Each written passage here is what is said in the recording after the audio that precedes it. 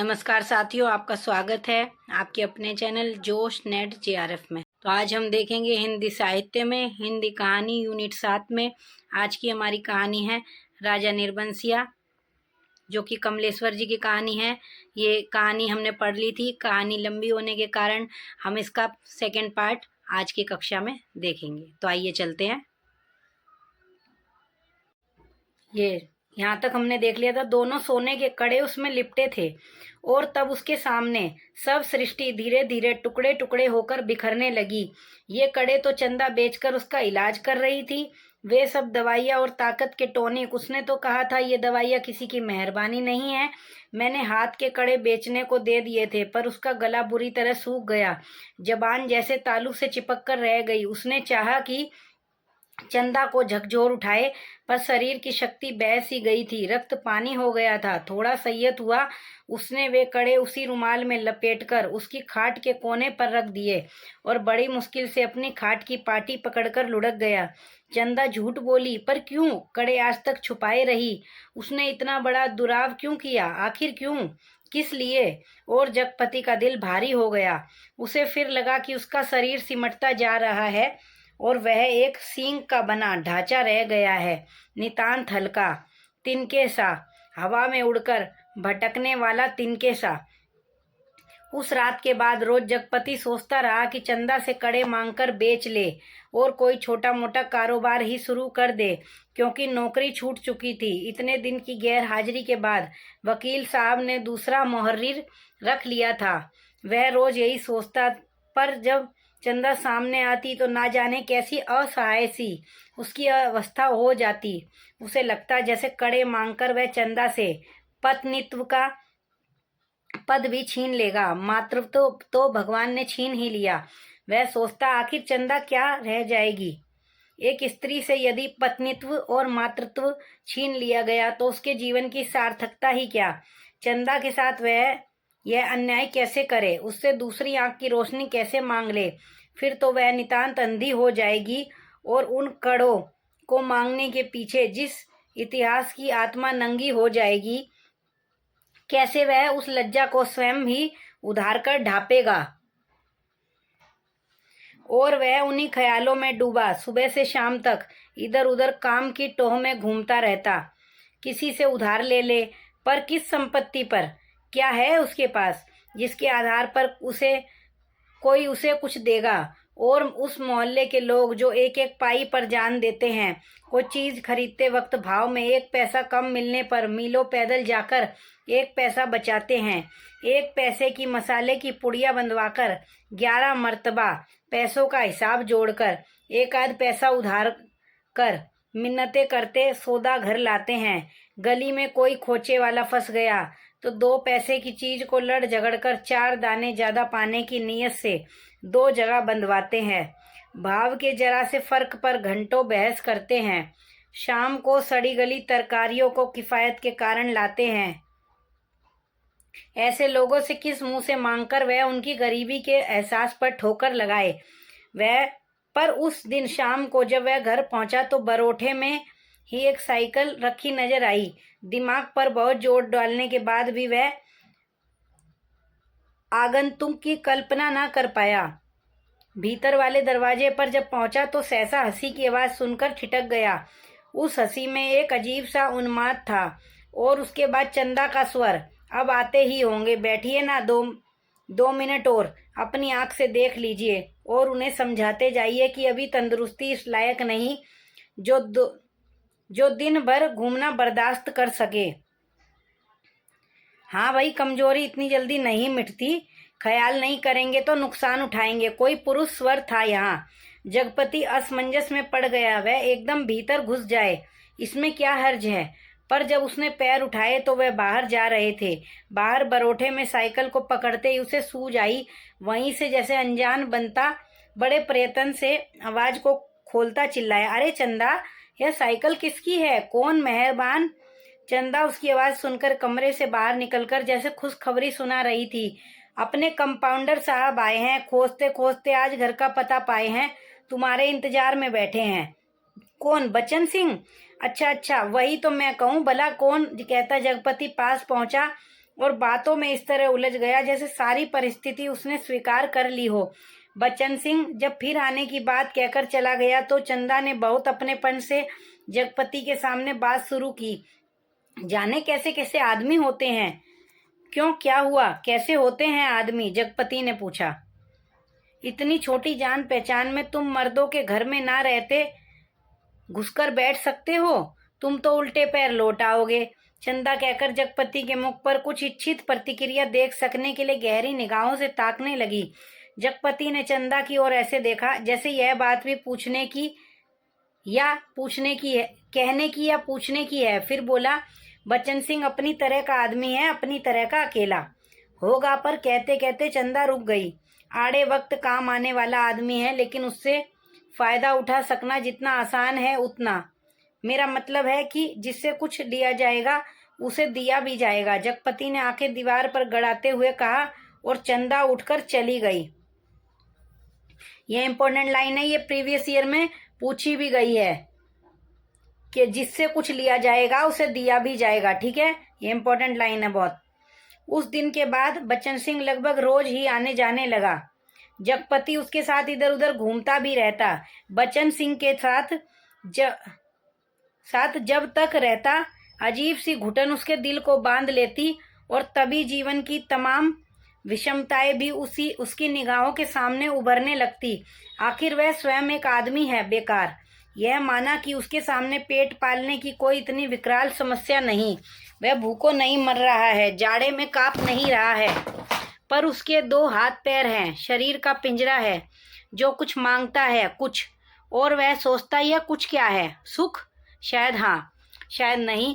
वह तो दुख में भी जी सकने का आदी है, अभावों में जीवित रह सकने वाला आश्चर्यजनक कीड़ा है। तो फिर वासना? शायद हाँ, शायद नहीं। चंदा का शरीर लेकर उसने उस क्षणिकता को भी देखा है। तो फिर धन? शायद हाँ, शायद नहीं। उसने धन के लिए अपने को खपाया है, पर वह भी तो उस अदृश्य प्यास को बुझा नहीं पाया। तो फिर क्या? वह कुछ क्या है जो उसकी आत्मा में नासूर सा रिश्ता रहता है, अपना उपचार मांगता है? शायद काम। हाँ, यही, बिल्कुल यही, जो उसके जीवन की घड़ियों को निपट सूना ना छोड़े, जिसमें वह अपनी शक्ति लगा सके, अपना मन डुबो सके, अपने को सार्थक अनुभव कर सके, चाहे उसमें सुख हो या दुख, आरक्षा हो या सुरक्षा, शोषण हो या पोषण। उसे सिर्फ काम चाहिए, करने के लिए कुछ चाहिए। यही तो उसकी प्रकृत आवश्यकता है, पहली और आखिरी मांग है, क्योंकि वह उस घर में नहीं पैदा हुआ जहाँ सिर्फ जवान हिलाकर शासन करने वाले होते हैं। वह उस घर में भी नहीं पैदा हुआ जहाँ सिर्फ मांगकर जीने वाले होते हैं। वह उस घर का है जो सिर्फ काम करना जानता है, काम ही जिसकी आस है, सिर्फ वह काम चाहता है, काम। ये इंपॉर्टेंट लाइन है, यहाँ से नोट करेंगे, ये आ जाएगी तो हमें पहचान नहीं रहेगी किस कहानी में ये लाइनें आई हुई है। ठीक है। और एक दिन उसकी काम धाम की समस्या भी हल हो गई। तालाब वाले ऊंचे मैदान के दक्षिण ओर जगपति की लकड़ी की टाल खुल गई, बोर्ड तक टंग गया।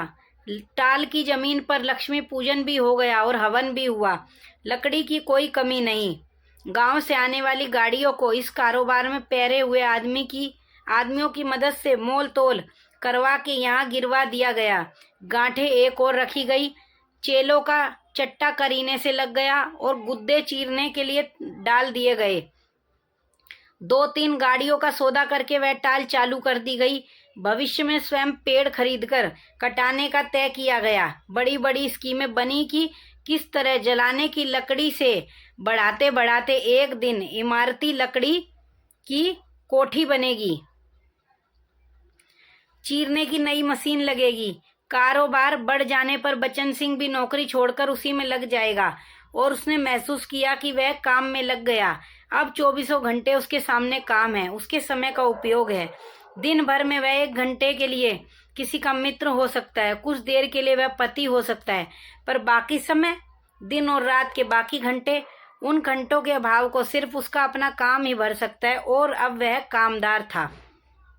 वह कामदार तो था, लेकिन जब टाल की ऊंची जमीन पर पड़े छप्पर के नीचे तख्त पर वह गल्ला रखकर बैठता, सामने लगे लकड़ियों के ढेर, कटे हुए पेड़ के तने जड़ों को लुढ़का हुआ देखता तो एक निरीता बरबस उसके दिल को बांधने लगती। उसे लगता एक व्यर्थ पिशाच का शरीर टुकड़े टुकड़े करके उसके सामने डाल दिया गया है।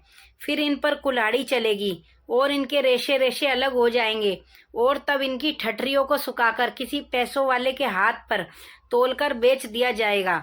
और तब उसकी निगाहें सामने खड़े ताड़ पर अटक जाती, जिसके बड़े बड़े पत्तों पर सुर्ख गर्दन वाले गिद्ध पर फड़फड़ा कर देर तक खामोश बैठे रहते।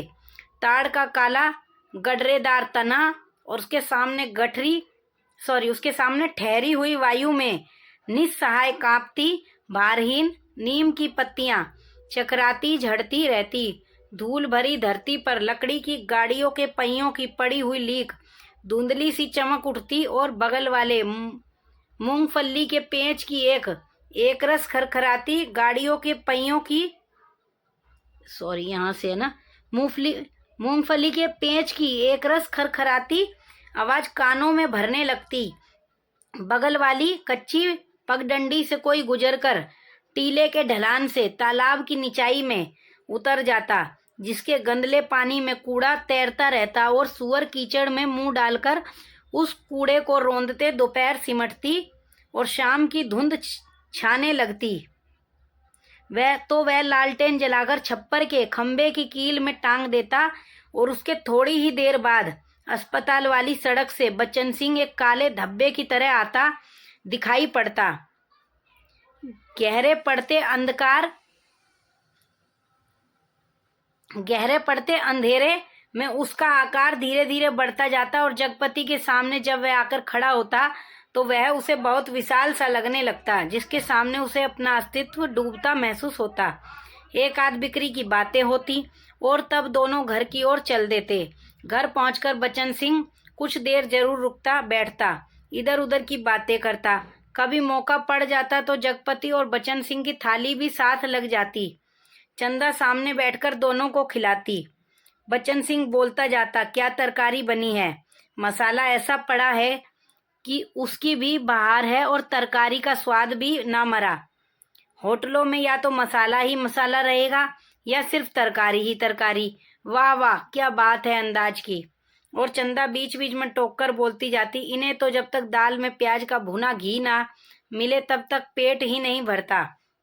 या सिरका, अगर इन्हें मिल जाए तो समझो सब कुछ मिल गया। पहले मुझे सिरका ना जाने कैसा लगता था, पर अब ऐसा जवान पर चढ़ा है कि या इन्हें कागज सी पतली रोटी पसंद ही नहीं आती। अब मुझसे कोई पतली रोटी बनाने को कहे तो बनती ही नहीं, आदत पड़ गई है। और फिर मन ही मन करता, पर चंदा की आंखें बच्चन सिंह की थाली पर ही जमी रहती। रोटी निपटी तो रोटी परोस दी, दाल खत्म नहीं हुई तो भी एक चमचा और परोस दी। और जगपति सिर झुकाए खाता रहता, सिर्फ एक गिलास पानी मांगता और चंदा चौंक कर पानी देने से पहले कहती, अरे तुमने तो कुछ लिया ही भी नहीं। कहते कहते वह पानी दे देती और तब उसके दिल पर गहरी सी चोट लगती। न जाने क्यों वह खामोशी की चोट उसे बड़ी पीड़ा दे जाती। वह अपने को समझा लेती, कोई मेहमान तो नहीं है, मांग सकते थे, भूख नहीं होगी। जगपति खाना खाकर टाल पर लेटने चला जाता, क्योंकि अभी तक कोई चौकीदार नहीं मिला था। छप्पर के नीचे तख्त पर जब वह लेटता तो अनायास ही उसका दिल भर भर आता। पता नहीं कौन कौन से दर्द एक दूसरे से मिलकर तरह तरह की टीस, चटक और ऐंठन पैदा करने लगते। कोई एक रग दुखती तो वह सहलाता भी। जब सभी नसें चटकती हो तो कहाँ कहाँ रात का अकेला हाथ सहलाए। लेटे लेटे उसकी निगाह ताड़ के उस ओर बनी पुख्ता कब्र पर जम जाती, जिसके सिराने कंटीला बबूल का एक पेड़ सुन्न सा खड़ा रहता। जिस कब्र पर एक पर्दा नशीन औरत बड़े लिहाज से आकर सवेरे सवेरे बेला और चमेली के फूल चढ़ा जाती, घूम घूम कर उसके फेरे लेती और माथा टेक कर कुछ कदम उदास उदास सी चलकर एकदम तेजी से मुड़कर बिसातियों के मोहल्ले में खो जाती। शाम होते फिर आती, एक दिया बारती और अग्गर की बत्तियां जलाती, फिर मुड़ते हुए ओढ़नी का पल्ला कंधों पर डालती तो दिए की लो कांपती, कभी कांप कर बुझ जाती, पर उसके कदम बढ़ चुके होते, पहले धीमे थके उदास से और फिर तेज सदैव सामान्य से, और वह फिर उसी मोहल्ले में खो जाती। और तब रात की तन्हाइयों में बबूल के कांटों के बीच उस साए साए करते ऊंचे नीचे मैदानों में जैसे उस कब्र से कोई रूह निकलकर निपट अकेली भटकती रहती।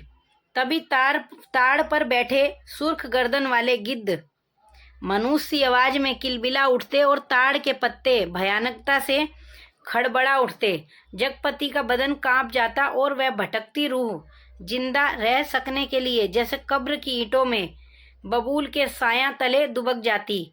जगपति अपनी टांगों को पेट से भींचकर कंबल से मुंह छुपा औंधा लेट जाता।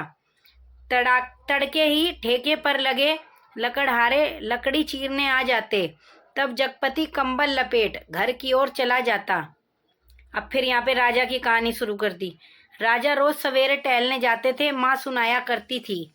एक दिन जैसे ही महल के बाहर निकलकर आए कि सड़क पर झाड़ू लगाने वाली मेहतरानी उन्हें देखते ही अपना झाड़ू पंजा पटक कर माथा पीटने लगी और कहने लगी, हाय राम, आज राजा निर्बंसिया का मुंह देखा है। न जाने रोटी भी नसीब होगी कि नहीं, न जाने कौन सी विपत टूट पड़े। राजा को इतना दुख हुआ कि उल्टे पैरों महल को लौट आए। मंत्री को हुक्म दिया कि उस मेहतरानी का घर नाज से भर दे और सब राजसी वस्त्र उतार कर राजा उसी क्षण जंगल की ओर चले गए। उसी रात रानी को सपना हुआ कि कल की रात तेरी मनोकामना पूरी करने वाली है। रानी बहुत पछता रही थी, पर फौरन ही रानी राजा को खोजती खोजती उस सराय में पहुंच गई जहां वह टिके हुए थे। रानी भेष बदलकर सेवा करने वाली भटियारिन बनकर राजा के पास रात में पहुंची। रात भर उनके साथ रही और सुबह राजा के जगने से पहले सराय छोड़ महल में लौट आई। राजा सुबह उठकर दूसरे देश की ओर चल दिए। 2 ही दिनों में राजा के निकल जाने की खबर राज भर में फैल गई। राजा निकल गए, चारों तरफ यही खबर थी। और उस दिन टोले मोहल्ले के हर आंगन में बरसात के मेह की तरह यह खबर बरसकर फैल गई थी कि चंदा के बाल बच्चा होने वाला है। ये देखिए, ये खबर उस खबर से जोड़ दी गई है। उसमें भी यही कहानी थी, इसमें भी यही। नुक्कड़ पर जमुना सुनार की कोठरी में भिगती सुरई रुक गई। मुंशी जी ने अपना मिजान लगाना छोड़ विस्फारित नेत्रों से ताककर खबर सुनी। बंसी किराने वाले ने कुएं में से आधी गई रस्सी खींच डोल मन पर पटक कर सुना। ये बंसी किराने वाले का जिक्र है। जमुना सुनार का हमने पहले देखा था। मुंशी जी का जिक्र है। सुदर्शन दर्जी का भी जिक्र है। ये भी पात्र है, नोट करेंगे। ने मशीन के पहिए को हथेली से रगड़कर रोककर सुना।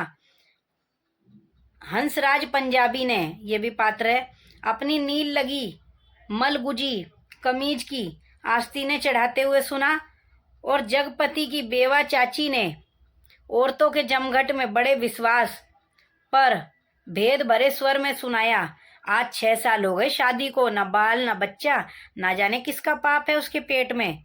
इम्पोर्टेंट है, पहले हमने देखा था शुरू में जब उसकी माँ चल बसती है जगपति की, 4 साल हुए थे और अब 6 साल हो गए। और किसका होगा सिवा उस मुस्टंडे कंपाउंडर के। ना जाने कहाँ से कुलच्छनी इस मोहल्ले में आ गई।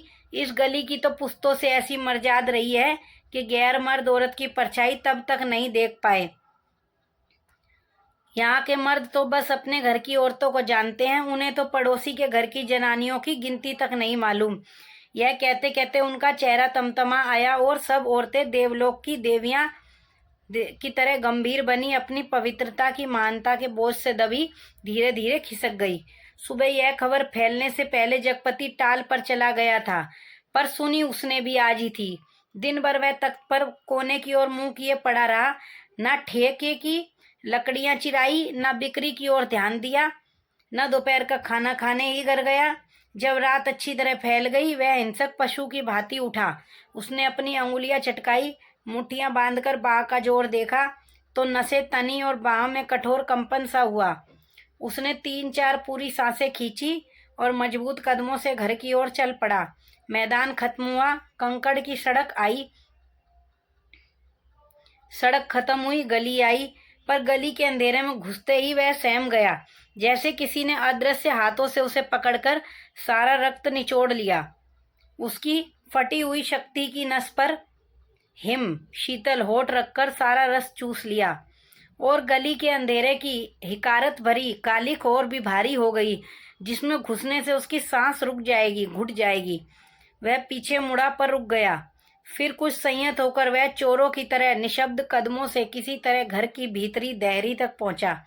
दाईं ओर की रसोई वाली दहलीज में कुप्पी टिमटिमा रही थी और चंदा अस्त व्यस्त सी दीवार से सिर टिके शायद आसमान निहारते निहारते सो गई थी। कुप्पी का प्रकाश उसके आधे चेहरे को उजागर किए था और आधा चेहरा गहन कालिमा में डूबा अदृश्य था।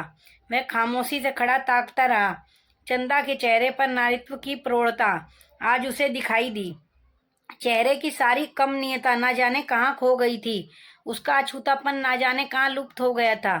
फूला फूला मुख, जैसे टहनी से तोड़े फूल को पानी में डालकर ताजा किया गया हो, जिसकी पंखुड़ियों में टूटन की सुरमई रेखाएं पड़ गई हो पर भीगने से भारीपन आ गया हो। उसके खुले पैर पर उसकी निगाह पड़ी तो सूजा सा लगा, एड़ियां भरी सूजी सी और नाखूनों के आसपास अजब सा सूखापन। जगपति का दिल एक बार महसूस उठा। उसने चाहा कि बढ़कर उसे उठा ले, अपने हाथों से उसका पूरा शरीर छू छू कर सारा कलूस पहुँच दे, उसे अपनी सांसों की अग्नि में तपाकर एक बार फिर पवित्र कर ले और उसकी आंखों की गहराई में झांककर कहे, देवलोक से किस शापवश निर्वासित हो तुम इधर आ गई चंदा? यह शाप तो अमिट था। तभी चंदा ने हड़बड़ाकर आंखें खोली। जगपति को सामने देख उसे लगा कि वह एकदम नंगी हो गई हो, अतिशय लज्जित हो। उसने अपने पैर समेट लिए, घुटनों से धोती नीचे सरकाई और बहुत संयत सी उठकर रसोई के अंधेरे में खो गई। जगपति एकदम हताश हो वहीं कमरे की देहरी पर चौखट से सिर टिका बैठ गया। नजरें कमरे में गई तो लगा कि पराए स्वर यहाँ गूंज रहे हैं, जिनमें चंदा का भी एक है। एक तरफ घर के कोने से अंधेरे सैलाब की तरफ बढ़ता आ रहा था, एक अजीब निस्तब्धता, असमंजस गति पर पथभ्रष्ट शक्लें पर आकारहीन। खाना खा लेते, चंदा का स्वर कानों में पड़ा। वह अनजाने ऐसे उठ बैठा जैसे तैयार बैठा हो। उसकी बात की आज तक उसने अवज्ञा न की थी। खाने तो बैठ गया पर कोर नीचे नहीं सरक रहा था। तभी चंदा ने बड़े सदे शब्दों में कहा, कल मैं गांव जाना चाहती हूँ। जैसे वह इस सूचना से परिचित था। बोला, अच्छा। चंदा फिर बोली, मैंने बहुत पहले घर चिट्ठी डाल दी थी, भैया कल लेने आ रहे हैं। तो ठीक है, जगपति वैसे ही डूबा डूबा बोला। चंदा का बांध टूट गया और वह वहीं घुटनों में मुंह दबाकर कातर सी फपक फपक कर रो पड़ी। ना उठ सकी ना हिल सकी। जगपति क्षण भर को विचलित हुआ पर जैसे जम जाने के लिए। उसके होठ फड़के और क्रोध के ज्वालामुखी को जबरन दबाते हुए वह फूट पड़ा, यह सब मुझे क्या दिखा रही हो, बेशर्म बेगैरत। उस वक्त नहीं सोचा था जब जब मेरी लाश तले? तब की बात झूठ है। सिसकियों के बीच चंदा का स्वर फूटा, लेकिन जब तुमने मुझे बेच दिया। एक भरपूर हाथ चंदा की कनपटी पर आग सुलगाता पड़ा और जगपति अपनी हथेली दूसरी से दबाता खाना छोड़ कोठरी में घुस गया और रात भर कुंडी चढ़ाए उसी कालिक में घुटता रहा। दूसरे दिन चंदा घर छोड़ अपने गांव चली गई। जगपति पूरा दिन और रात टाल पर ही काट देता, उसी बिराने में, तालाब के बगल, कब्र, बबूल और ताड़ के पड़ोस में। पर मन मुर्दा हो गया था। वह जबरदस्ती वह अपने को वहीं रोके रहता। उसका दिल होता कहीं निकल जाए, पर ऐसी कमजोरी उसके तन और मन को खोखला कर गई थी कि वह चाहने पर भी ना जा पाता। हिकारत भरी नजरें सहता पर वहीं पड़ा रहता। काफी दिनों बाद जब नहीं रहा गया तो एक दिन जगपति घर पर ताला लगा नजदीक के गांव में लकड़ी काटने चला गया। उसे लग रहा था कि अब वह पंगु हो गया है, बिल्कुल लंगड़ा, एक रेंगता कीड़ा जिसके न आंख है, न कान, न मन, न इच्छा। वह उस बाग में पहुंच गया जहां खरीदे पेड़ कटने थे। दो आरे वालों ने पतले पेड़ के तने पर आरा रखा और कर कर का आवाज शोर शुरू हो गया। दूसरे पेड़ पर बन्ने और शकुरे की कुल्हाड़ी बज उठी और गांव से दूर उस बाग में एक लयपूर्ण शोर शुरू हो गया। जड़ पर कुल्हाड़ी पड़ती तो पूरा पेड़ थर्रा जाता। करीब के खेत की मेड़ पर बैठे जगपति का शरीर भी जैसे कांप कांप उठता। चंदा ने कहा था, लेकिन जब तुमने मुझे बेच दिया, क्या वह ठीक कहती थी? क्या बचन सिंह ने टाल के लिए जो रुपए दिए थे उसका ब्याज इधर चुकता हुआ? क्या सिर्फ वही रुपए आग बन गए जिसकी आंच में उसकी सहनशीलता, विश्वास और आदर्श मोम से पिघल गए? शकूरे बाग से शकूरे बाग से लगे दड़े पर से किसी ने आवाज लगाई। शकूरे ने कुल्हाड़ी रोककर वहीं से हाक लगाई। कोने के खेत से लीक बनी है, जरा मेड़ मारकर नंगा ला गाड़ी। जगपति का ध्यान भंग हुआ। उसने मुड़कर दड़े पर आंख गड़ाई। 2 भैंसा गाड़ियां लकड़ी भरने के लिए आ पहुंची थी। शकूरे ने जगपति के पास आकर कहा, यह शेर शकूरा भी एक पात्र है। एक गाड़ी का भुर्त तो हो गया, बल्कि 1.5 का। अब इस पतरिया पेड़ को ना छाट दें। जगपति ने उस पेड़ की ओर देखा जिसे काटने के लिए शकूरे ने इशारा किया था। पेड़ की शाख हरी पत्तियों से भरी थी। वह बोला, अरे यह तो हरा है, अभी इसे छोड़ दो। हरा होने से क्या, उखड़ तो गया है, न फूल का न फल का। अब कौन इसमें फूल फल आएंगे? 4 दिन में पत्तियां झुरा जाएगी। शकूरे ने पेड़ की ओर देखते हुए उस्तादी अंदाज से कहा। जैसा ठीक समझो तुम, जगपति ने कहा और उठकर मेड़ पक्के कुएं पर पानी पीने चला गया। दोपहर ढलते गाड़ियां भरकर तैयार हुई और शहर की ओर रवाना हो गई। जगपति को उनके साथ आना पड़ा। गाड़ियां लकड़ी से लदी शहर की ओर चली आ रही थी और जगपति गर्दन झुकाए कच्ची सड़क की धूल में डूबा। भारी कदमों से धीरे धीरे उन्हीं की बस्ती घंटियों के साथ निर्जीव सा बढ़ता जा रहा था। कई बरस बाद राजा परदेश से बहुत सा धन कमाकर गाड़ी में लादकर अपने देश की ओर लौटे। माँ सुनाया करती थी। यहाँ पे फिर राजा रानी वाले कहानी का जिक्र आ गया। राजा की गाड़ी का पहिया महल से कुछ दूर पतेल की झाड़ी में उलझ गया। हर तरह कोशिश की पर पहिया ना निकला। तब एक पंडित ने बताया कि सकट के दिन का जन्मा बालक अगर अपने घर की सुपारी लाकर इसमें छुआ दे तो पहिया निकल जाएगा।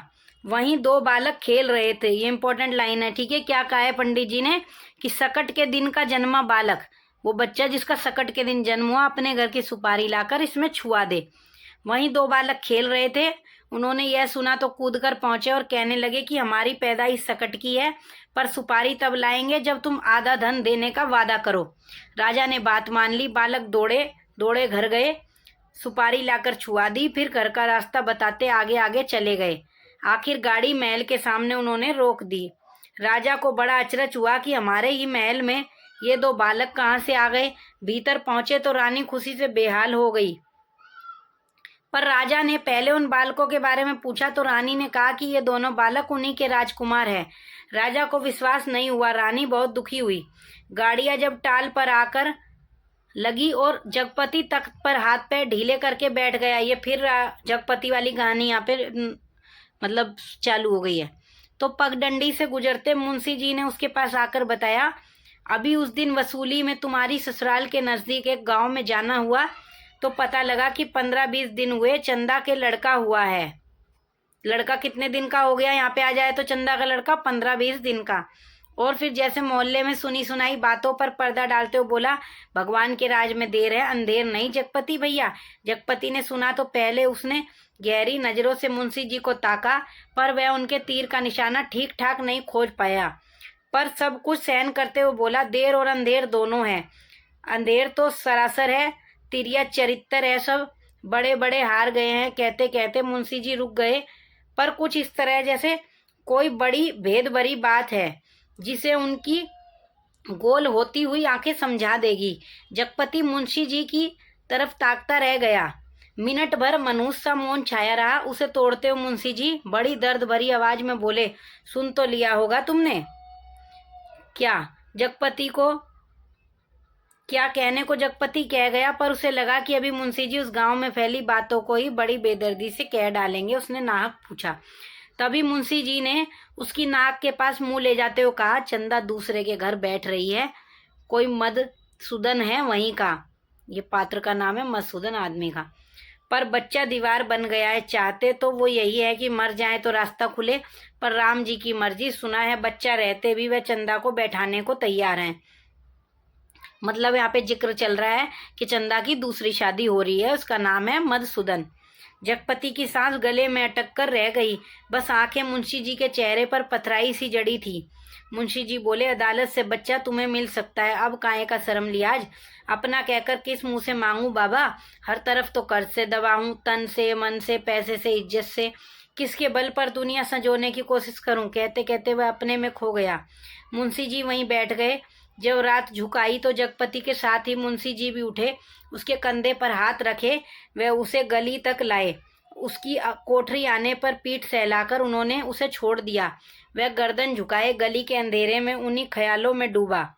ऐसे चलता आया जैसे कुछ हुआ ही ना हो, पर कुछ ऐसा बोझ था जो ना सोचने देता था और ना समझने। जब चाची की बैठक के पास से गुजरने लगे तो सहसा उसके कानों में भनक पड़ी, आ गए सत्यानाशी कुलबोरन।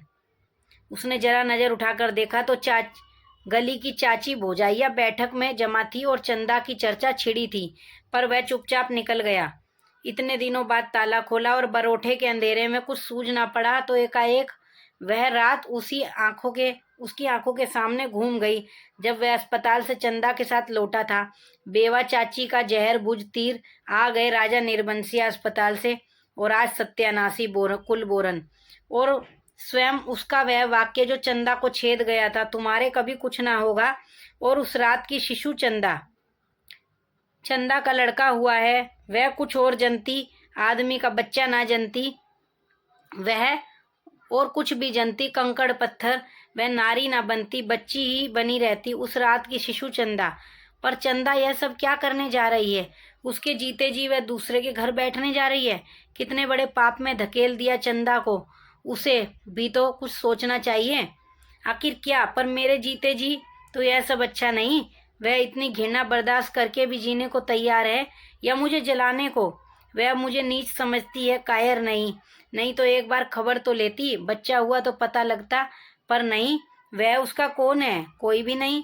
औलाद ही तो वह स्नेह की धुरी है जो आदमी औरत के पहियों को साधकर तन के दलदल से पार ले जाती है। नहीं तो हर औरत वैश्या है और हर आदमी वासना का कीड़ा। ये इंपॉर्टेंट लाइन है। औलाद ही तो वह स्नेह की धुरी है। ठीक है, वेरी वेरी इंपॉर्टेंट लाइन। ये आ जाएगी किस कहानी में है तो ये हमें याद रखना है, राजा निर्बंसिया। तो क्या चंदा औरत नहीं रही? वह जरूर औरत थी, पर स्वयं मैंने उसे नरक में डाल दिया। वह बच्चा मेरा कोई नहीं, पर चंदा तो मेरी है। एक बार उसे ले आता, फिर यहाँ रात के मोहक अंधेरे में उसके फूल से अधरों को देखता, निर्द्वंद सोई पलकों को निहारता, सांसों की दूध सी अछूती महक को समेट लेता। आज का अंधेरा, घर में तेल भी नहीं जो दिया जला ले। और फिर किसके लिए? कौन जलाए? चंदा के लिए? पर उसे तो बेच दिया था। सिवा चंदा के कौन सी संपत्ति उसके पास थी जिसके आधार पर कोई कर्ज देता? कर्ज ना मिलता तो यह सब कैसे चलता? काम पेड़ कहाँ से कटते? और तब शकुरे के वे शब्द उसके कानों में गूंज गए, हरा होने से क्या उखड़ तो गया है? वह सम भी तो एक उगता हुआ पेड़ है, न फल का न फूल का, सब व्यर्थ ही तो है। जो कुछ सोचा उस पर कभी विश्वास न कर पाया। चंदा को चाहता रहा पर उसके दिल में चाहत न जगा पाया। उसे कहीं से एक पैसा मांगने पर डांटता रहा पर खुद लेता रहा। और आज वह दूसरे के घर बैठ रही है तो उसे छोड़कर वह अकेला है। हर तरफ बोझ है जिसमें उसकी नस नस कुचली जा रही है, रग रग फट गई है। और वह किसी तरह टटोल मटोल कर भीतर घर में पहुंचा। रानी अपने कुल देवता के मंदिर में पहुंची। माँ सुनाया करती थी, ये ध्यान रखिए, फिर राजा वाली कहानी आ गई। अपने सतीत्व को सिद्ध करने के लिए उन्होंने घोर तपस्या की। राजा देखते रहे। कुल देवता प्रसन्न हुए और उन्होंने अपनी देवी शक्ति से दोनों बालकों को तत्काल जन्मे शिशुओं में बदल दिया। रानी की छातियों में दूध भर आया और उनमें से धार फूट पड़ी जो शिशुओं के मुंह में गिरने लगी। राजा को रानी के सतीत्व का सबूत मिल गया। उन्होंने रानी के चरण पकड़ लिए और कहा कि तुम देवी हो, ये मेरे पुत्र हैं। और उस दिन से राजा ने फिर से राजकाज संभाल लिया। ये राजा रानी वाली कहानी यहाँ पे खत्म हो गई और फिर ये जगपति वाली दोबारा शुरू हुई। पर उसी रात जगपति अपना सारा कारोबार त्याग अफीम और तेल पीकर मर गया, क्योंकि चंदा के पास कोई देवी शक्ति नहीं थी और जगपति राजा नहीं, बच्चन सिंह कंपाउंडर का कर्जदार था। राजा ने दो बातें की, माँ सुनाया करती थी। एक तो रानी के नाम से उन्होंने बहुत बड़ा मंदिर बनवाया, दूसरे राज के नए सिक्कों पर बड़े राजकुमार का नाम खुदवाकर चालू किया, जिसे राज भर में अपने उत्तराधिकारी की खबर हो जाए। जगपति ने मरते वक्त 2 पर्चे छोड़े, एक चंदा के नाम, दूसरा कानून के नाम। चंदा को उसने लिखा था, चंदा, मेरी अंतिम चाह यही है कि तुम बच्चे को लेकर चली आना। अभी 1-2 दिन मेरी लाश की दुर्गति होगी, तब तक तुम आ सकोगी। चंदा, आदमी को पाप नहीं पश्चाताप मारता है। मैं बहुत पहले मर चुका था। बच्चे को लेकर जरूर चली आना। कानून को उसने लिखा था, इम्पोर्टेंट है ये, याद रखेंगे, किसी ने मुझे मारा नहीं है, किसी आदमी ने नहीं। मैं जानता हूँ कि मेरे जहर की पहचान करने के लिए मेरा सीना चीरा जाएगा। उसमें जहर है। मैंने अफीम नहीं, रुपए खाए हैं। उन रुपयों में कर्ज का जहर था, उसी ने मुझे मारा है। मेरी लाश तब तक ना जलाई जाए, तब तक चंदा बच्चे को लेकर ना आ जाए। आग बच्चे से दिलवाई जाए बस। माँ जब कहानी समाप्त करती थी तो आसपास बैठे बच्चे फूल चढ़ाते थे। मेरी कहानी भी खत्म हो गई, पर यहीं पर ये कहानी समाप्त होती है। आगे हम देखेंगे इम्पोर्टेंट चीज़ें। इसके इम्पोर्टेंट प्रमुख पात्र है, कहानी थी हमारी राजा निर्बंसिया कमलेश्वर जी की। उसके पात्र हैं जगपति। जगपति जो कहानी का मुख्य पात्र है, चंदा का पति है। चंदा जगपति की पत्नी है। बच्चन सिंह कस्बे के अस्पताल का कंपाउंडर, जिसका जगपति से लेन देन का संबंध है। दयाराम जगपति का दूर के रिश्ते का भाई, जो वो शादी में जाता है जब जगपति। राजा और रानी जो लोक कथा राजा निर्बंसिया के पात्र हैं, जिसे कहानी में समानांतर रूप से बुना गया है। एक भटियारन भी है यहाँ पर, लोक कथा वाली रानी जो भटियारिन बनकर राजा से मिलती है। अन्य गौण पात्रों में शकूर, हंसराज पंजाबी, सुदर्शन दर्जी, जमुना सुनार, बंसी किराने वाला, मधुसूदन और मुंशी जी का यहाँ पे उल्लेख है। यह कहानी मुख्य रूप से जगपति और चंदा के दाम्पत्य जीवन के बिखराव और निम्न मध्यवर्गीय परिवार की आर्थिक लाचारी को दर्शाती है, जिसके केंद्र में जगपति, चंदा और बच्चन सिंह, ये तीनों बहुत इंपॉर्टेंट पात्र हैं। तो इसके साथ ही आज की हमारी क्लास यहीं पर ख़त्म होती है। नमस्कार।